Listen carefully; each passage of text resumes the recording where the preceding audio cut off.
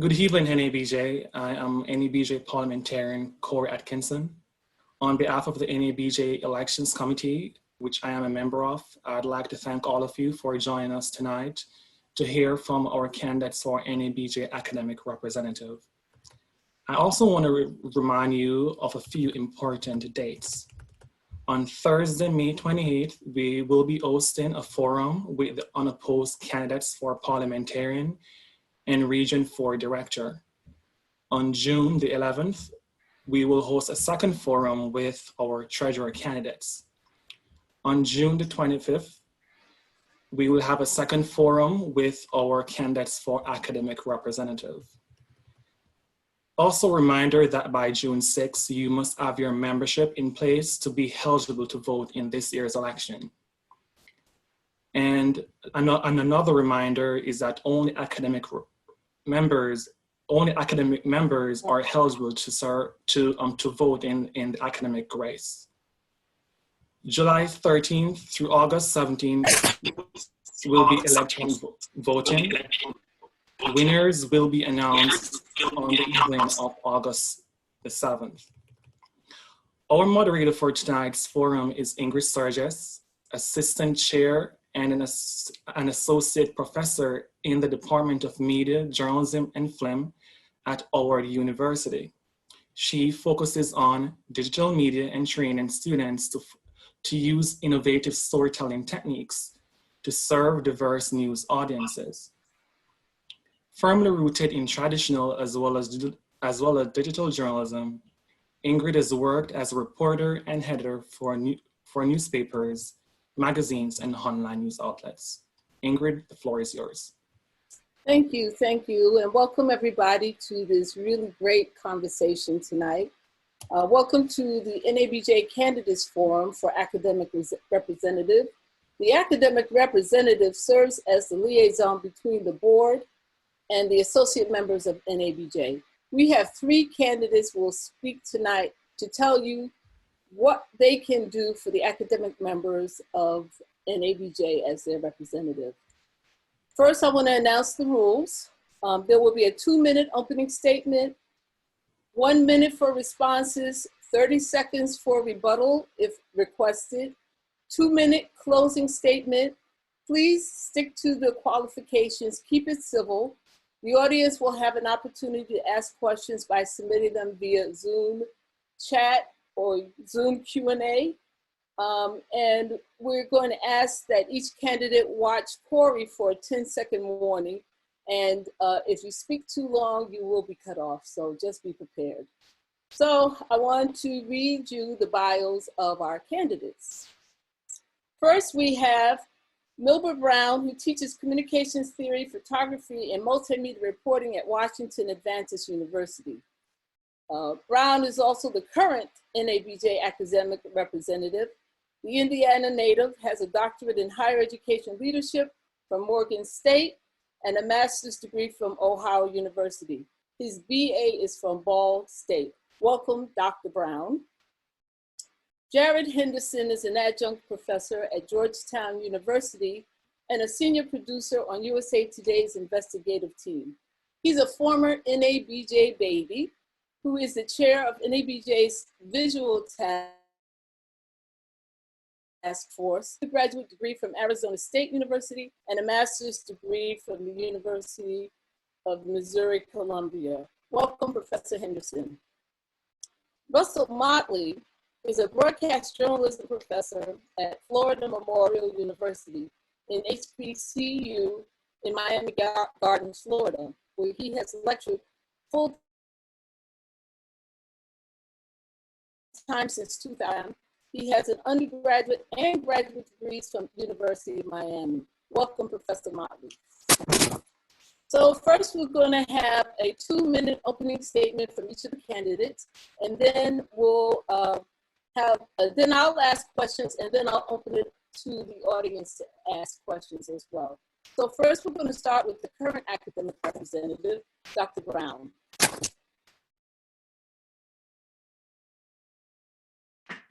Hello, welcome. Educators are important. They are the planters and inspirational curators of the seed. They care for little seeds as they grow in isolated darkness of life's dirt. Educator planters water the seed as it rises tall and strong, like it was taught to do. We must not fail them, the seeds. One of the reasons you should vote for me is that I led the rescue mission, a revolutionary act of saving the academic representative board of directors seat during a special constitutional amendment vote at the 2019 convention. As a result of this intense lobbying for an educational voice to remain on the board, the amendment was defeated by only 2 votes, and the board seat was not eliminated.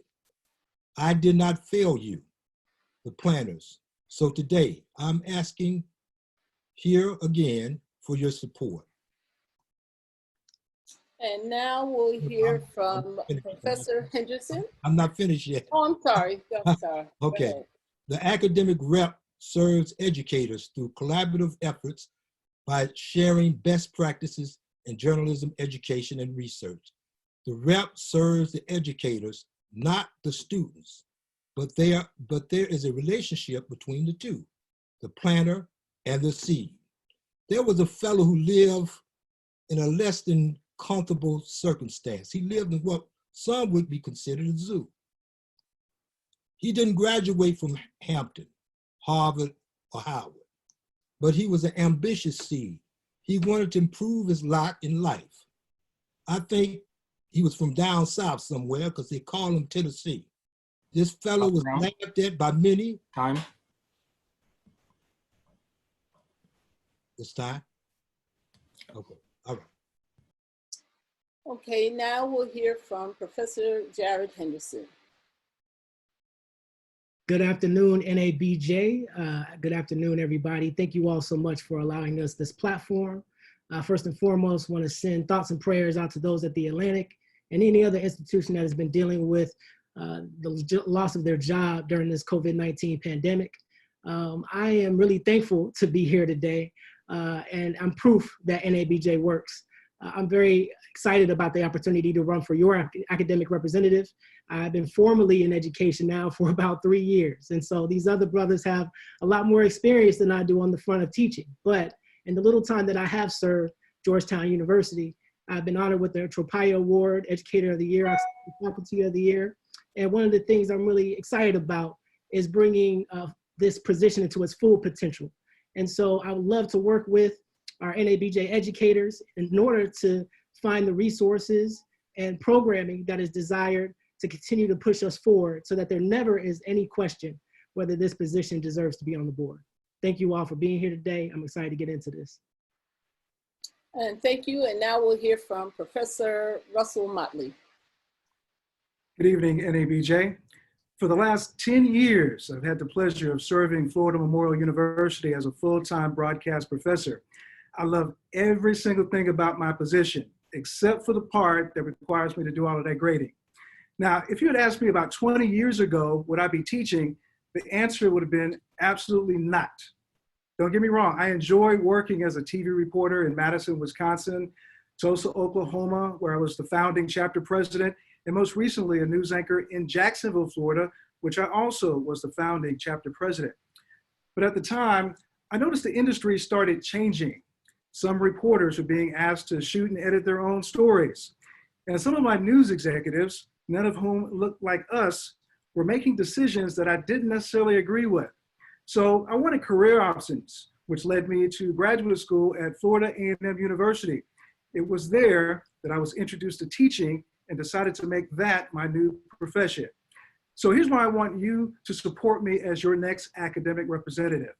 The same support, connections, and career opportunities that helped me as a journalist at NABJ are the same support, connections, and career opportunities that should be afforded to our academic members.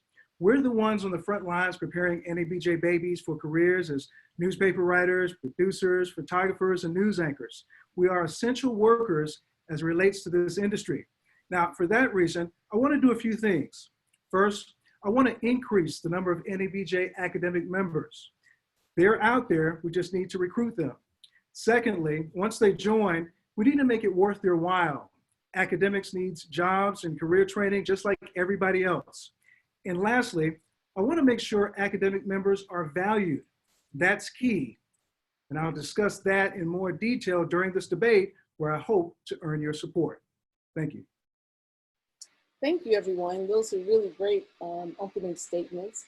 And I'm going to start with this question. As colleges and universities struggle to find a way to reopen, what do you think will be the biggest challenges going forward? And we'll start with Dr. Brown. Well, there are really three basic things. Really, is problem solving.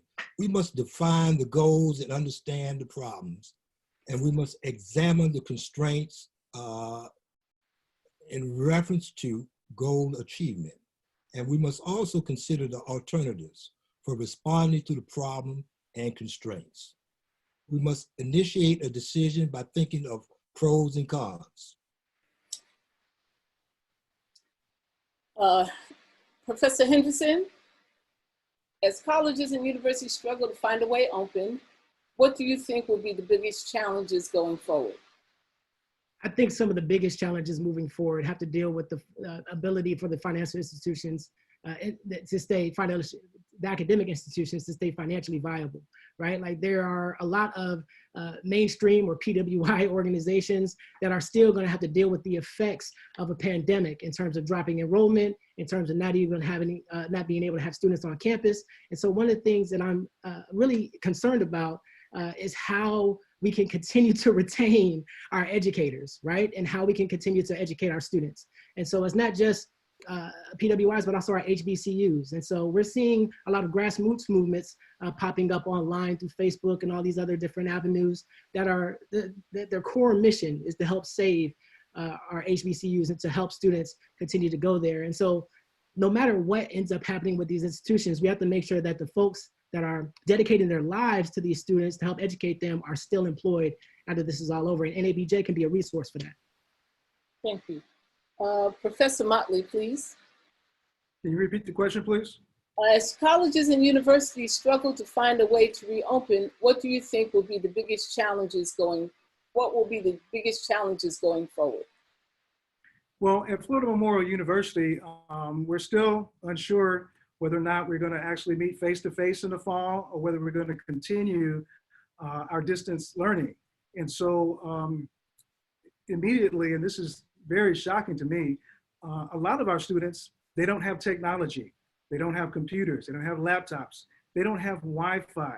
That's a problem if we're trying to communicate with them and continue with the distance learning. That's a barrier, in particular for students at HBCUs. So that's my biggest concern, how we're going to move forward if all of my students don't have that technology. I recently partnered with an organization called HBCU Heroes, and they've been having a stream-a-thon over the last couple of weeks, raising money to support students, athletes, I should say, at HBCUs. And what they're doing is they're actually providing computers for these students that don't have it. So we need that type of support, and we need that type of partnership in order to be successful in this coming semester. Wow. Okay, good. In light of faculty members pivoting to teach online during this pandemic and possibly through the fall and next spring, how can NABJ support the journalism faculty and students? We'll ask this question of Professor Henderson. Yes, ma'am. Yes, ma'am. I feel like NABJ can be supportive to our faculty by offering them resources that they might not have access to otherwise. Depending on your system, whether it's Canvas or Blackboard, there's a lot of educators who are coming into this for the first time. I know for me, it was my first time making the transition from in class to being online. And so how do you keep that engagement, keep that level of resources available for the faculty members so that they can also teach and feel comfortable that they're able to get their classwork out to their students? And so I feel like NABJ can be not only a think tank to make sure that we're having these conversations amongst ourselves as educators, but also to see what other resources that might exist to help us in our pursuit of educating our students. Professor Motley? Yeah, I agree with Jared. When we had to go to distance learning, it was a rude awakening for a lot of professors, and we really needed the resources and the instruction to make that smooth transition. And I think that NABJ could have stepped in and helped the academic members, make that smooth transition by offering them, the skills and the technology and the know-how. It's not easy a lot of times. But fortunately, we were able to make that transition. But I think I would love to turn to NABJ, and I would love for the academic members to be able to pick up the phone or get on Zoom and have that conversation so that we can go back to our universities and be successful. Thank you. Dr. Brown, in light of faculty members pivoting to teach online during this pandemic and possibly through fall and spring, next spring, how can NABJ support the journalism faculty and students? I think NABJ can support them in two ways, certainly through technology and innovative workshops, which you can find on various sites like our educational Facebook site. We have posted several different technological directions for professors to go to. There's been a lot of sharing throughout this COVID-19. I don't know if it's NABJ's responsibility so much. It's about education, and educators must always try to gather or gain more knowledge and training as educators. Certainly our organization can do certain things, but those things cannot be done so quickly. We had to schedule a point in which we were having a convention. We had to change things. Dr. Brown? So, but we are— Dr. Brown, your time is up. You have to raise your hand because I don't see your hands. I did raise my hand already. All right, okay. This one, I'm going to start with Professor Motley. What would you say to a professor if they asked you how to justify the expense of attending NABJ? Why should they engage with NABJ? Very good question. Very good question. And I'll tell you, that's part of the reason why I want to be your next academic representative. NABJ should be providing tons of programming, tons of webinars, tons of information to our academic members. We want to embrace the academic members. We want to bring them into the fold because, as I said earlier, we're that on the front lines, teaching our NABJ babies who, we send out to our career fair and they have to meet all of the media executives. We're preparing them for that. So I think that NABJ can take it to the next level. And with me as the academic representative, I want to bring that to the table. I want to kind of merge that gap. And the only way we can do that is the first, as I said, is to build that membership. The academic members are out there, but we got to bring them in. And then once we bring them in, then we have to make them feel special. We have to make them feel wanted, and we have to, bring value to them in NABJ. Thank you very much. Dr. Brown, you're next with the question. What would you say to a professor if they asked you how to justify the expense of attending NABJ? Why should they engage with NABJ? Well, it's really about commitment. And if you have a certain level of commitment, you will engage with NABJ. There should never be a point in which an educator or any person that's involved in an organization looking for different excuses. And I realize some people doesn't have all the monetary things, money to attend certain workshops, but there's always an opportunity for educators to come to NABJ and associate with one another. That's really the power of NABJ, the collaboration. Thank you. And Professor Henderson, do you want to answer that question? What would you say to a professor if they asked you how to justify the expense of attending NABJ and why should they engage with NABJ? Sure, I think you justify the expense by, as Brother Motley said earlier, showing and proving the value of NABJ. We have the ability and the resources to be the most influential, most dominant organization when it deals with Black excellence, not just in journalism, but across all different spans. And I think the proof is in the pudding. I've done this exact same thing with the National Association of Black Journalists Visual Task Force, where we have recruited new members. We've had them take on roles of leadership. And in a way that makes them feel good, they feel connected, they feel of value with the organization, and they tend to come back. And so I look at my track record with VTF and see an organization that's continued to raise tens of thousands of dollars for our academic scholarship program. I see a group that is more dedicated and constantly dedicated to making sure that we have programming every year, not only with the National Convention, but also a series of programming that we do in our suite called Suite Talks. And so I think that I'm the right person to bring that ability to NABJ.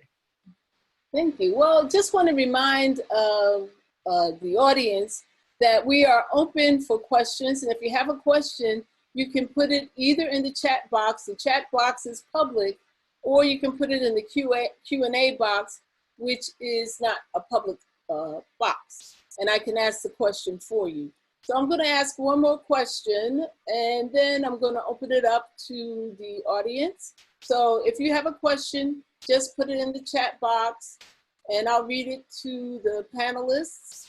And here's my next question.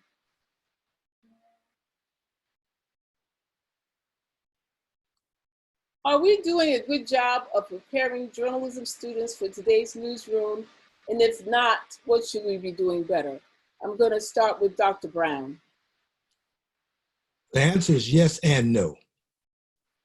We at NABJ, we do an excellent job in how to do workshops, but we forget about our strengths and coordinating the expertise of our educators, who once were professional members and now educational scholars. We are burying them and we not using their institutional knowledge. We put them in the back rooms of dark workshops across the street and around the corner from the main hotel. They are not in the mainstream of the NABJ clog. What can we do? What we can do is by making sure that we incorporate academic members in all phases of NABJ training. Professor Henderson, will go to you next. Are we doing a good job of preparing journalism students for today's newsrooms? And if not, what should we be doing better? I think the primary vehicle that NABJ has to prepare our students, the next generation, to go into this industry is through our workshops that we do, such as the multimedia workshop that Marlon Walker puts on every year. But the main one that I look at that I wish we would do better on are student projects. That project I came through in 2008 at the university, at the convention in Chicago. And then I went again in 2009 when it was in Tampa. And I hate to see that we are actually scaling down our level of commitment to our students when that newsroom, that student newsroom, grows smaller every year. That's one of the main things that I would like to try to address as academic representative, is to increase our commitment to our students by allowing the time, resources, and energy that our academic members have already invested in the program. Some of those same mentors, Michelle Johnson, Jennifer Thomas, have been in that newsroom forever, and I would love to make sure that we honor their work by providing them with the resources. Thank you. Professor Motley, do I need to read the question one more time? Are we doing a good job of preparing journalism students for today's newsrooms? And if not, what should we be doing better?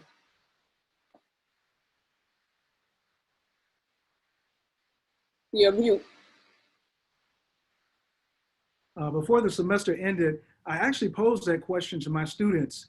And the number one thing that they said is they wanted a direct connection with the professionals that are doing what they want to do.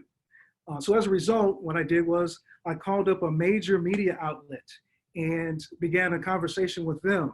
And now we're going to be forming a virtual mentorship program through this media outlet, all right, giving students direct contact with them. That's what they need. They need to hear from the professionals, all right? Educators, you know, we talk about one thing in the classroom and we lecture, but it's another thing for them to actually have that interaction and connection with the professionals. Also, we need to solidify and expand our partnerships. You know, for example, my students at Florida Memorial, we have partnerships with NASCAR. We have partnerships with the Black News Channel, providing actual content for that show. So I think that's given them some real practical experience that they need and can do right, you know, whatever city that they're in.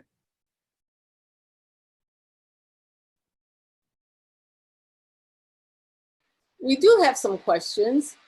Here's one. Do you think it's fair that the academic members do not have the same voting opportunities as NABJ members? If not, what do you plan to do about it? We'll start with Dr. Brown. Yes, I plan to, and I'm pushing for this. We had a problem in which, again, I rescued the seat last year for the NABJ academic representative seat. The problem is that there's a constitutional problem.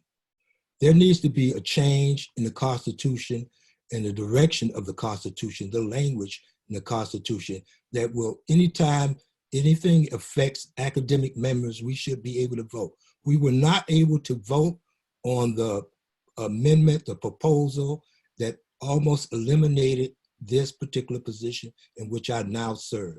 So that is my main focus, is to change or amend that Constitution. I represent the academic members, the educators, not the seed, not the students. That's part of it.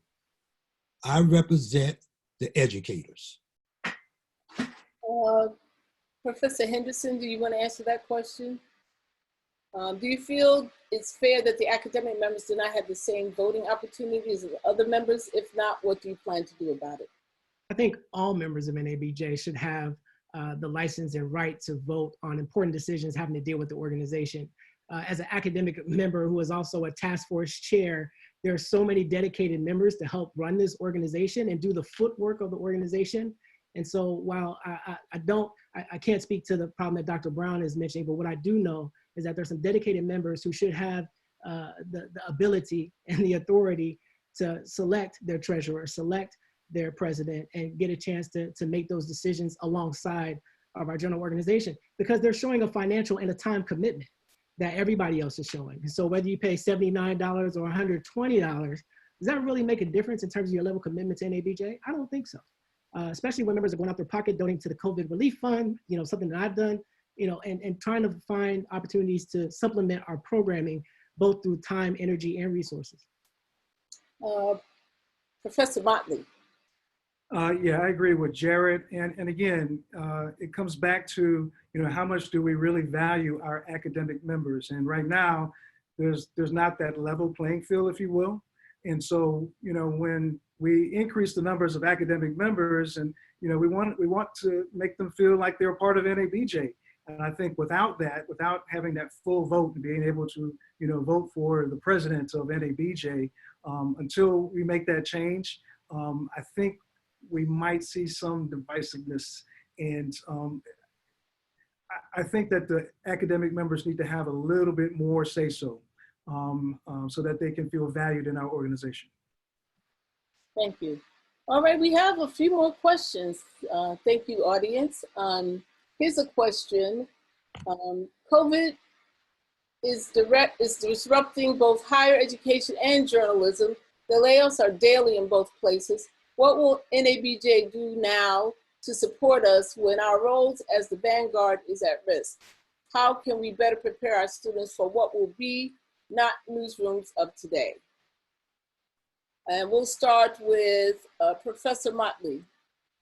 Okay, well, my chapter, NABJ South Florida, recently held a webinar which addressed that very issue, and it was called Black Journalists on the Front Lines of COVID-19. And so we're just beginning those conversations, beginning those discussions as to, you know, how we're going to navigate that, whether we're in the professional world as journalists or whether we're in the academic world.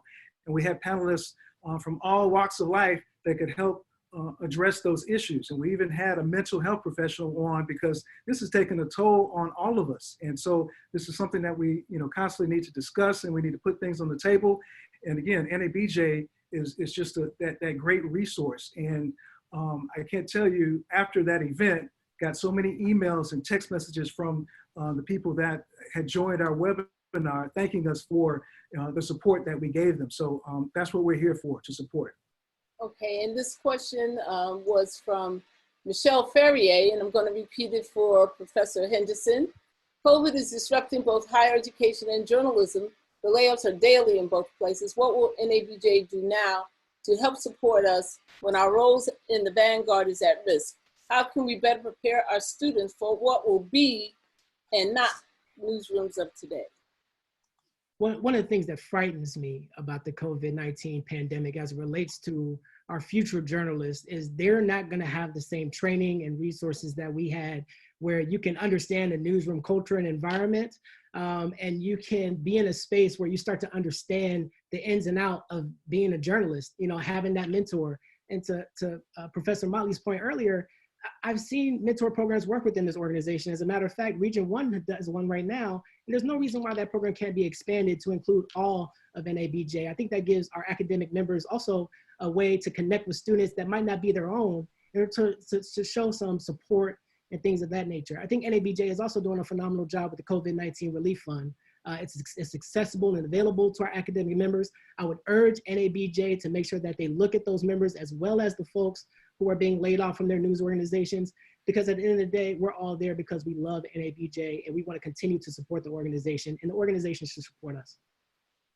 Okay, Dr. Brown, the question again. COVID is disrupting higher education and journalism. The layoffs are daily in both places.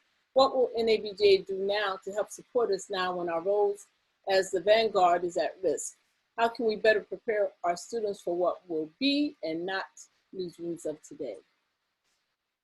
First of all, in reference to the students as it relates to teaching, we have to be more in tune with our students. That means we have to share ideas, philosophies. We have to be more supportive of our students. We cannot just elevate our flowers. That means the people with the 3.7s and the stars. We have to worry about the other 90, the weeds.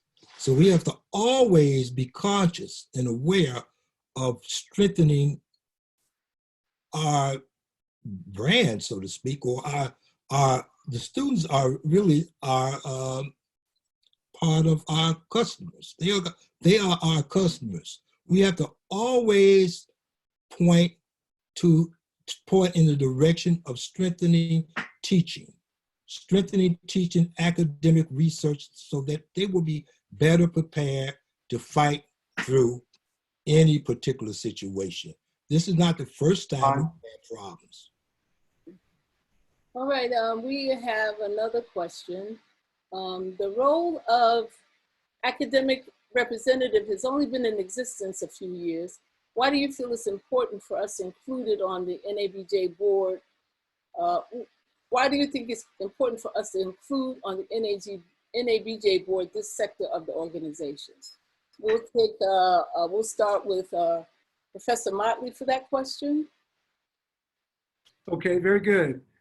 We need this academic representative position because we have to watch out for our people, our academics, all right? We need jobs, we need promotions just like everybody else. So this position, we need to be on the lookout for positions in higher education, such as a Dean of School of Communications. There's no reason why NABJ should not be a part of that conversation, okay? I recently learned that at the University of Florida, the Dean of the School of Communications is about to retire. NABJ needs to know that. And then we need to reach out to our people, our members, and let them know about that to prepare them for that position. Then NABJ may need to have a conversation with the University of Florida to let them know about the talent that we have. And that's how we can bring this conversation to the table, and that's how we can be more powerful and influential with our academic members. Thank you. Professor Henderson, do I need to read it again? Please. Would you like me to read it again? The position of academic representative has only been in existence for a few years. Why do you feel it's important for us to include on the NABJ board this sector of the organization?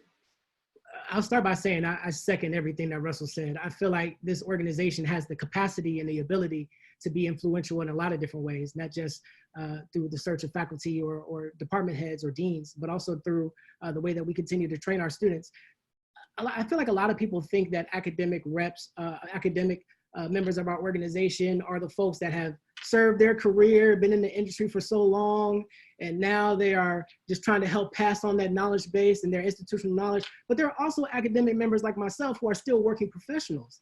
And I feel like all of us, all educators, are at the front, they get a front seat to what's trending. When their students come in, they start telling you about apps and different opportunities that you might not have known about.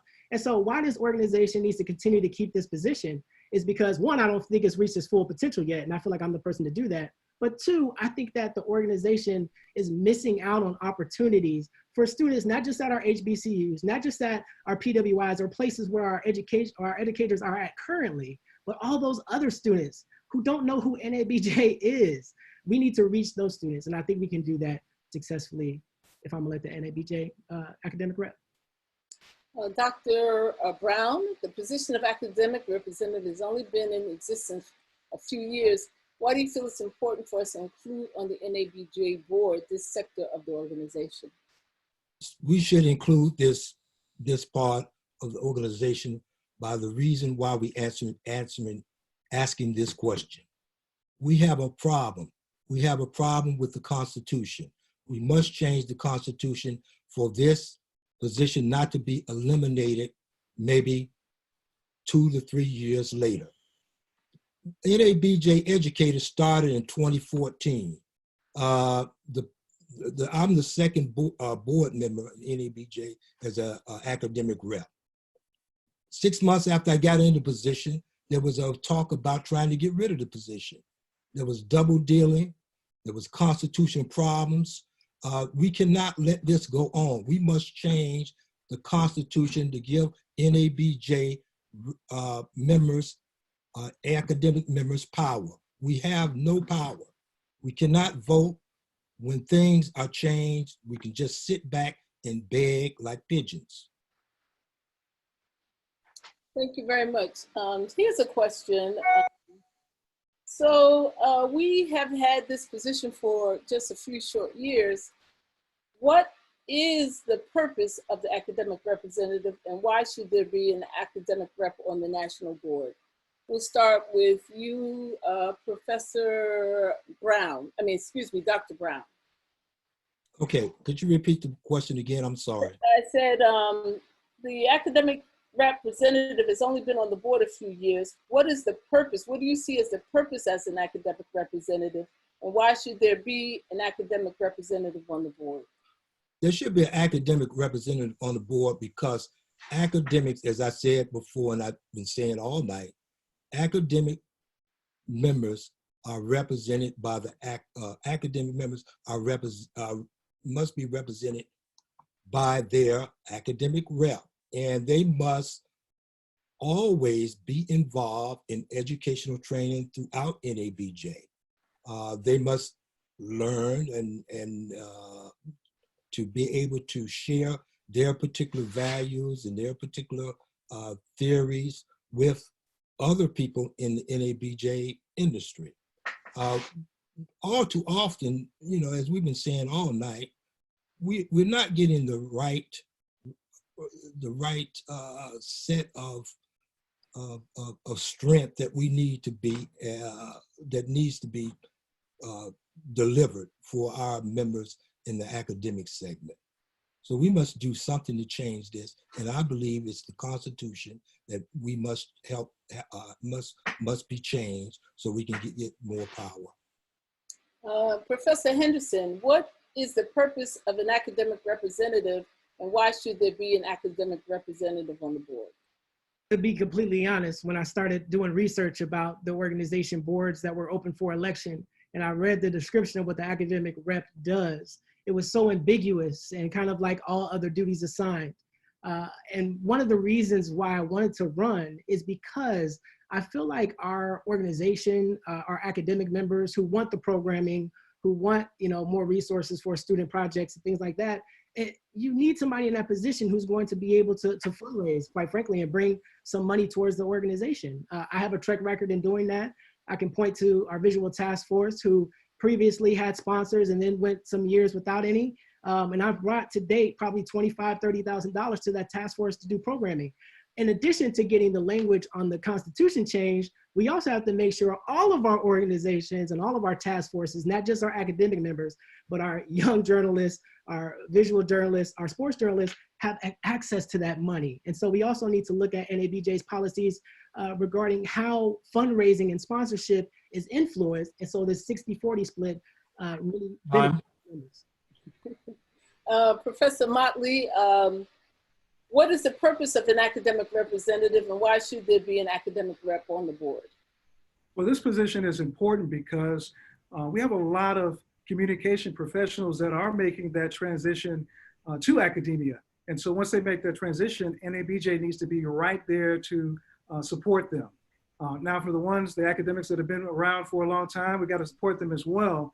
And if I'm your next academic representative, one of the things that I want to see is a back to the newsroom type of program, which me and Dr. Brown participated in back in 2015, back in the newsroom fellowship. And what that did was that allowed academics to go back into a high-tech newsroom for the summer, for the entire summer, learn everything that you could, and then go back to your classroom with this valuable information. Because a lot of times professors are just book smart, all right? I'm not one of those professors because I'm actually editor-in-chief of 2 magazines here in Miami, so that keeps my chops going. But I want to bring that type of programming to our academics, and that's why this position is important. Can I respond? Rebuttal? Okay. Okay. Hands down, I think there's a lot of the direction is really actually wrong for this academic rep. This is not a student rep position. This is not a position for getting internships or raising money. It's to share best practices in journalism, education, and research. And it's to present learning approaches and student information and fellowships for educators. That is the reason why this position was created. Yes, it was very ambiguous in terms of what's described, but this is really— Dr. Brown. Thank you, Dr. Brown. And now we have a question from Nichelle Smith to all the panelists. Investigative skills, critical thinking, and innovation are really important as students move into this field. Most need to be far better prepared for internships. How would your approach help in this regard as an academic rep?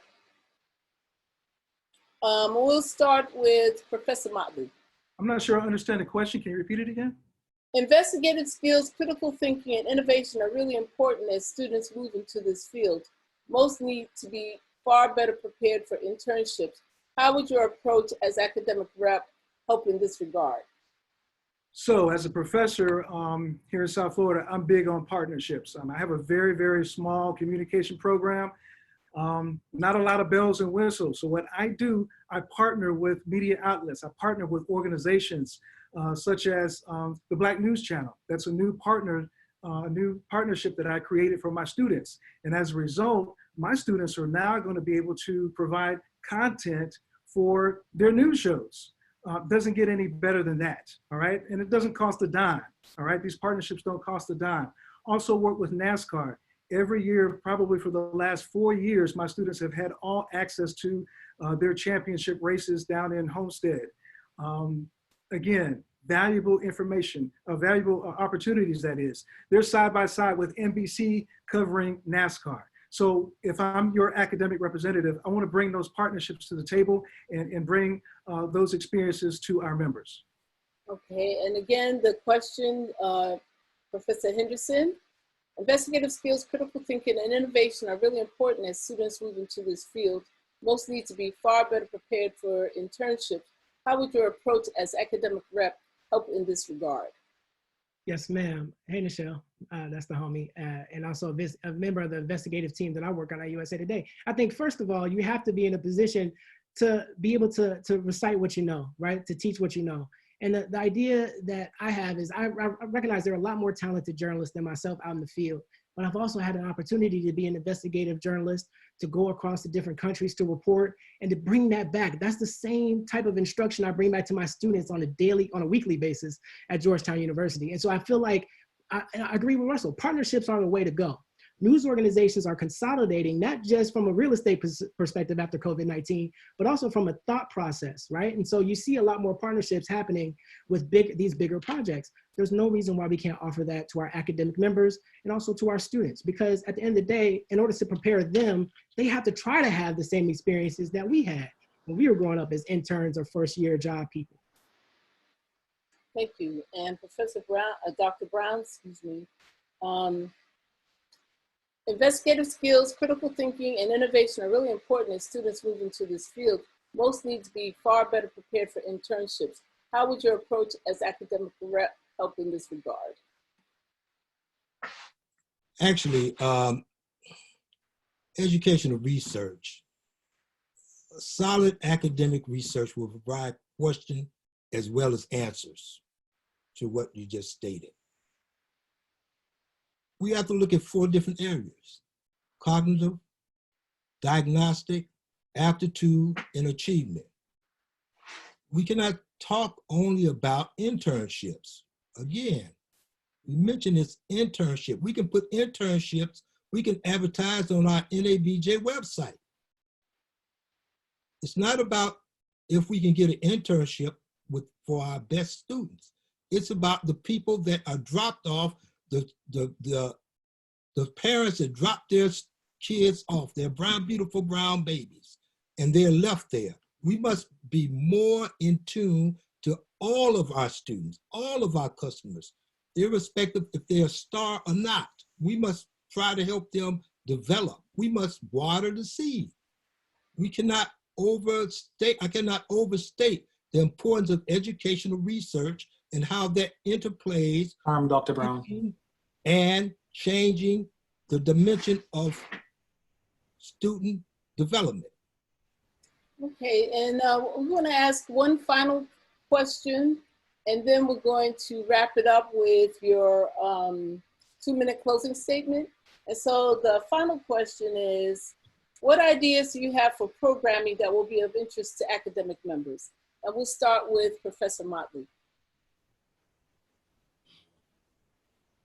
All right, as I mentioned earlier, in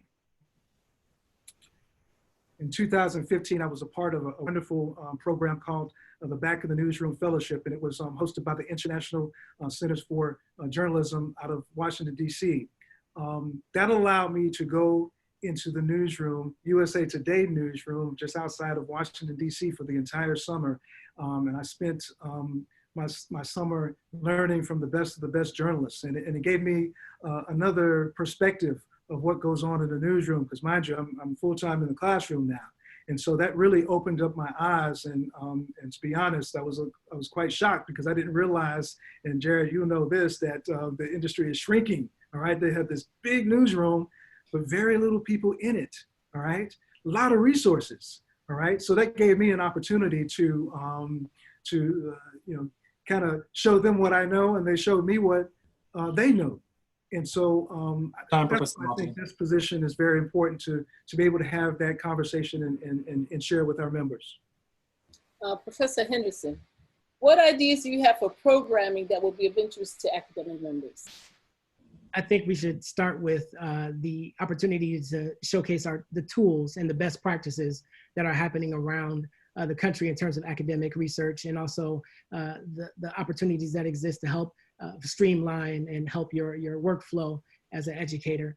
The other thing I really appreciate, that's where Russell and I met, good brother. And that's one of the things that I've observed about what he just said is the opportunity for hands-on learning, getting a chance to not just zoom through a computer to talk to somebody who does what you do, but also to be there, to be in that space. one of the things that I see that we do all the time at NABJ, especially Madam President, and maybe this has changed from previous administrations, but we do a lot of meet and greets and going to different countries and going to different places to meet with top professionals. And a lot of times those things are documented. There's no reason why those things can't be documented by our students and by the people who are in our organization searching for value, as well as our academic who have access to students. And I hate that for often we have scholarships and fellowships that go unapplied for because our students just don't know about them. And so one of the things that I'm hoping to do as a program throughout the course of the year, not just one time at the National Convention, is make sure that they have access to everything that's going on, every opportunity that's going on, both academic and for the students. Professor Brown? Could you repeat the question, please? What ideas do you have for programming that would be of interest to academic members? Well, always, I believe that mentorship is very important. It increases the retention, and it also nurtures cultural identity within NABJ. But I think the academic members must be leaders. They must be involved, certainly in working with the student projects, leading the workshops, and establishing more joint research initiatives. There's, I think what a lot of times when we go to these schools, either PWIs or HBCUs, we see Black males standing in the valley wondering. Their hearts are heavy. There's a fear of rejection. There's a stability. They have a stability problem, and they disillusion, and they quickly take the exit ramp, unfulfilled and incomplete. We must be more cognizant in helping all of our students, not just the stars, the flowers as well as the weeds. It's very important. If we Thank you very much, all of the candidates. Now we're going to ask everyone to give a 2-minute closing statement. And at that time, you'll be able to give people information for how to keep up with your campaign, your social media handles, etc. So we're going to start on the bottom where we started at the top before. So we're going to start with Professor Motley. Your closing statement, you have 2 minutes. Well, as the leader of NABJ South Florida, my members know that I'm a man of very few words, but I'm all about the action, all right? Very little talk, but we get the job done. And I would be remiss if I didn't acknowledge the fact that we were the host chapter for NABJ 19 right here in Miami. And gosh, I got to give props to my members. We pitched in and we a lot of sweat hours, a lot of tears, a lot of everything. And, that right there showed our dedication. It showed my dedication to this organization because I didn't get paid. All right. That was a full-time job for the entire year of 2019. So in my final statements, I just want to express my dedication to NABJ, which I've been a part of probably since my first convention back in the 90s in Detroit. I have no idea how I got there as a cub reporter making probably about $8 an hour, but I got there and I get kind of choked up, but it changed my life. And so I've been a dedicated member ever since. Even more so dedicated, Jared, because I can't even make it to my fraternity conventions because I'm at NABJ. Yeah. So my track record, I'm a leader. As I mentioned, I'm the founding president of the chapter in Tulsa, founding president of the chapter in Jacksonville, and president here in South Florida.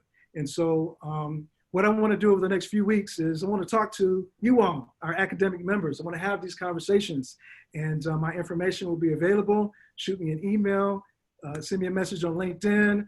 Let's have a phone conversation so I can hear what's on your mind, so I can translate that as a board member and make it happen. Thank you. Russell's information is available in the chat box if you want to reach out to him and his campaign. And now we're going to hear from Jared Henderson. You have 2 minutes. And don't forget to give us your social media handle if you can. If not, Corey will add it to the chat box. Yes, ma'am.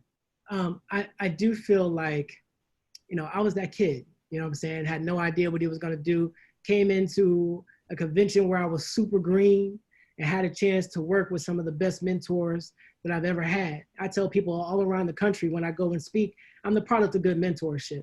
Those good mentors came from NABJ. I got very lucky. And when it comes to dedication, I feel like I'm that person who is up at night, up at early mornings trying to solve problems, not just for Visual Task Force, but for myself and for my students. I do this. I've been teaching with the Urban Health Media Project here in DC and Maryland with young people, middle school and high school kids, and 2 of them just got accepted to the University of Maryland. And that's what I do it for. I do it so people can come to the convention and enjoy themselves, but also take away something tangible. I do it because I love this organization, and I'm really interested in learning more about what you think this position should be. You know, all duties assigned can be assigned by us. So let's figure out what we want to attack first, and then put steps in place to come up with an action plan so that it gets done. I will get it done, and also make sure that I'm vocal along the way so people know our academic members have voice, as well as our students. So vote for me if you want that person in office. You can contact me at jared.henderson@gmail.com, on Twitter at Jared_tweets, on Instagram at my name. And if you don't remember any of that, you can hashtag StoryBay, because that's how I'm branded all over the internet. So whatever social media you use, StoryBay is how you get in touch with me. And let's have some serious conversation and dialogue about what we want this position and what we want NABJ to be as we move forward. Thank you very much, Professor Henderson. Dr. Brown, your closing statement, you have 2 minutes. I've been a member of NABJ for quite some time, since the late 80s. I've heard tonight several points, some good, some bad, a lot of fiction. Education is in a stage of transformation, and we depend on our students' spirit and active participation as we emerge as academic leaders. Our students depend on us to help them grow. Our mission must always focus on improving the learning environment, as we, as teachers, the planters of the seed, must embrace new global teaching approaches through academic research and student development. This campaign is about choices. Robert Frost presented to us when he penned so eloquently, 2 roads diverged in the wood, and I took the one less traveled by. I choose to make a difference, not because it's easy, but because it's hard. I choose to fly high like an eagle. I may get shot down, or lightning might hit me in the storm, but I will stand up for you, academic members. I will make it clearer in terms of changing this NABJ Constitution, so we will not be second-class citizens. This revolutionary act is dangerous. Even after our gallant victory of keeping the academic rep seat, there will be pigeons dressed in eagle suits that will say, let's just wait a while. For this act of change is a wonderful visionary flight direction, but some would like this agenda to fly into isolation. But I'd rather take the risk of improving the lot of academic members over just embracing safe and unchanging pigeon possibilities. When duty whispers low, God must. When you flies, I can. Thank you very much, all of the candidates. We welcomed hearing from you, and it was great hearing what some of your ideas are for the future. The next forum will be the unopposed candidates for parliamentarian and Region 4 director at 7 p.m. on Thursday, May 28th. And our next one will be June 11th, a second forum with the treasurer candidates, June 25th, a second forum with candidates for academic representatives. So come back June 25th for the academic representative candidate. And by July 6th, you must have your membership in place to be eligible to vote. Only academic members can vote for the academic representatives. So if you have not registered or paid your fee to NABJ, you will not be able to vote. So July 13th to July 13th to August 7th is electronic voting, and August 7th, the winners will be announced. So I want to thank you all for coming, and thank you all for those questions. Remember, we're going to have a second academic representative candidate forum on June 25th.